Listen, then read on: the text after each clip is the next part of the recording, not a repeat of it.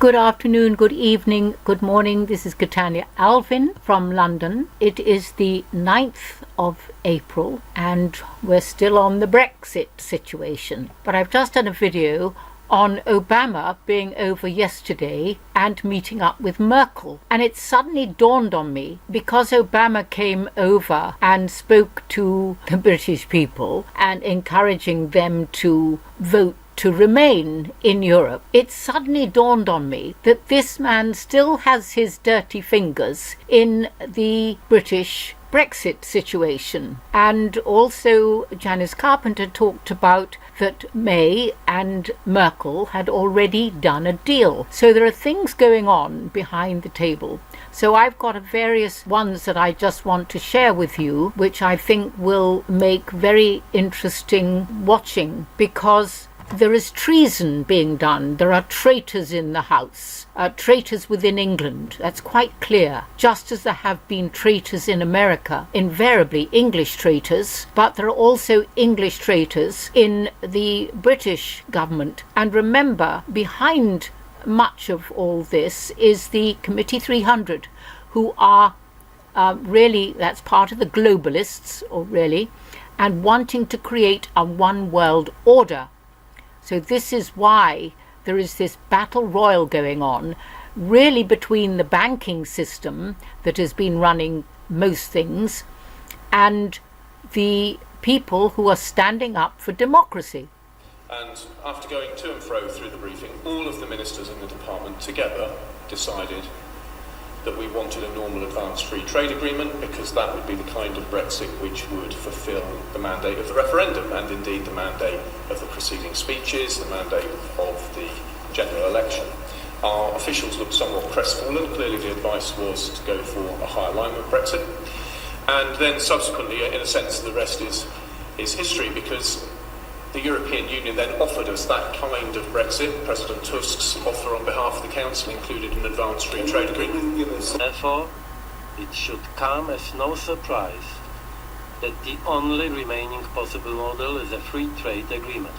I propose that we aim for a trade agreement covering all sectors and with zero tariffs on goods.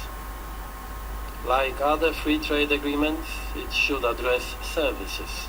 Now, the reason I mention this is that the constant refrain throughout the time of my time in government was this atmosphere of reluctance to leave. And I think this is at the heart of the problem. While we won the vote, we did not win the argument, for want of a better term, I would call the governing class. So what else was going on? Right, I'll just... Sir William Cash. Thank you very much, Mr. Speaker. The first point I'd like to raise is regarding the ministerial code and the actions of the Prime Minister. It is quite clear under the ministerial code, and I'm glad to see the Attorney General is sitting here on the front bench, that the law officers must be consulted in good time before the government is committed to critical decisions involving legal considerations. Now, even if I was prepared to concede, which I'm not, that it follows that the law officers don't necessarily have to divulge their opinions, though actually he's been obliged to do so by a resolution of the House on the 4th of December in the past. The question is, as a matter of fact, which the Prime Minister today and 2 days ago has resolutely refused to answer me, did the Prime Minister consult the law officers as a matter of fact? I asked her and she refused twice time. The inference is that she did not. Is this not misleading the House? Right. Is this not misleading the House? This is Mark Francois. Mr. Speaker, after many hours of debate and an extremely complex procedure, the House of Commons has decided sweet Felicity Arkwright. In other words, sweet Fanny Adams. Nothing. I think the public will look on these proceedings in utter amazement. They will be completely bemused by what has gone on. This attempt to seize the order paper has failed. The second referendum has been defeated. revocation of Article 50 was smashed. And surely the last thing we want to do, Mr. Speaker, in the eyes of the public, is on Monday go through this farce all over again. They are fed up. Here's In its zeal and its desperation to avoid enacting the democratic vote of the people in 2016, Parliament is trying to shoehorn in various options into the final Brexit arrangement to make it as unleaving the EU-like as possible, like customs union, single market access, even a confirmatory referendum, which I have done to death here, and which is not going to happen, but it won't be for want of them trying to make it happen. Now here we have Jeff Taylor, hasty Brexit legislation fail, ? And this is the 9th, that's today, of April. That if you legislate in haste, then you will repent at leisure. And that may well be the case for the Remainers with regard to the Act passed last night that attempts to prevent a no-deal Brexit.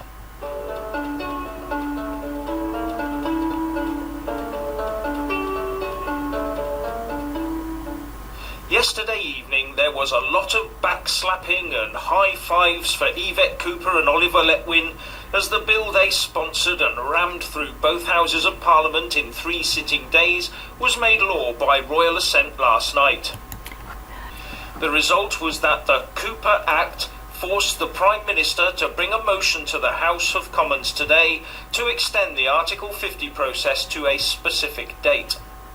And in that motion the PM has asked the Commons to order her to seek a Brexit extension to the 30th of June in line with what she's already requested from the EU Council. But the date in the motion can be changed by amendments put forward by MPs and chosen for debate and voting on by the Speaker of the House. On the face of it, you would be forgiven for thinking that it's game, set and match to the Remainers.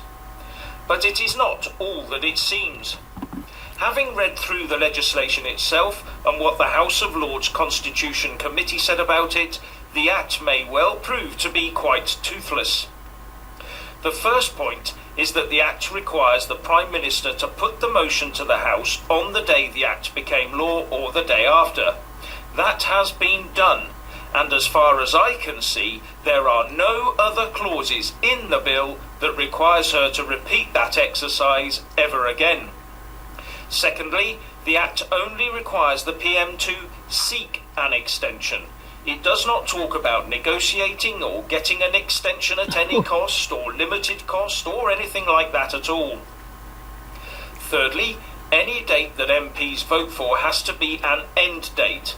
Amendments that try to make it an open extension are not allowed as far as I can see because of the wording of the Act itself. Fourthly, there is no time limit imposed between the passing of any motion that forces her to go to Brussels with a date and when she actually does so.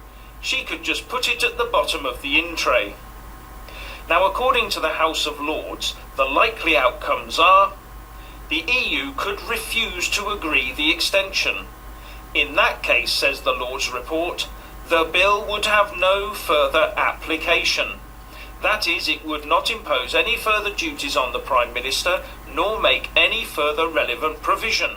The UK would then, by default, leave the EU on the 12th of April 2019 on a no-deal basis. So this Act does not prevent a no-deal scenario. Oh, very Or interesting. the EU could agree unconditionally to the extension. In that case, the Lords report says that the exit date in the Withdrawal Act could then be amended by statutory instrument, but the Cooper Act itself would once again then have no further application. That is, it would not impose any further duties on the Prime Minister, nor make any relevant further provision. Or the EU could agree to the extension, but try and impose certain conditions on the UK for doing so. In this case, once again, the Lords Committee says the bill would have no further application. That is, it would not impose any further duties on the Prime Minister, nor make any relevant further provision. That means that because the Cooper Act only tells the PM to seek an extension, it does not say she has to negotiate or accept any conditions. She could just say no. And the final clauses that would have required the PM to become some sort of ping-pong player with offers and counter-offers of dates between Parliament and the EU Council have been removed. That means that if the EU declined the date proposed by the UK but made a counter-offer of a different date, then it seems to me that the Prime Minister would have no duty to put that to MPs to consider. So this Act makes the PM put forward one single motion with an Article 50 extension date that can be amended by MPs. This she has done. So it seems to be a one-shot Act. Now MPs can amend that date to another date that must be an actual date and not open-ended.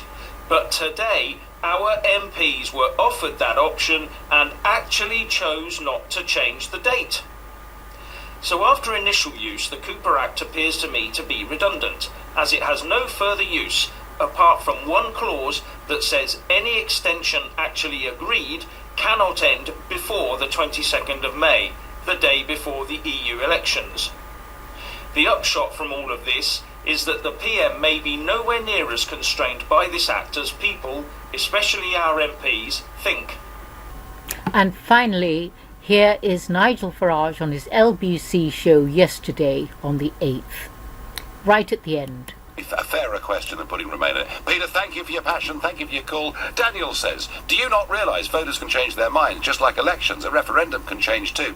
Yes, Daniel, and right at the minute, it would appear that Leave is taking massive leads in many regions. I think the demand for political change is there. The first past the post system makes it very difficult to change things, but who knows? Maybe we are on the cusp of major change. History would suggest we're not, but what the SNP did in Scotland was show that things can change and change fast. Callum, thank you for your call.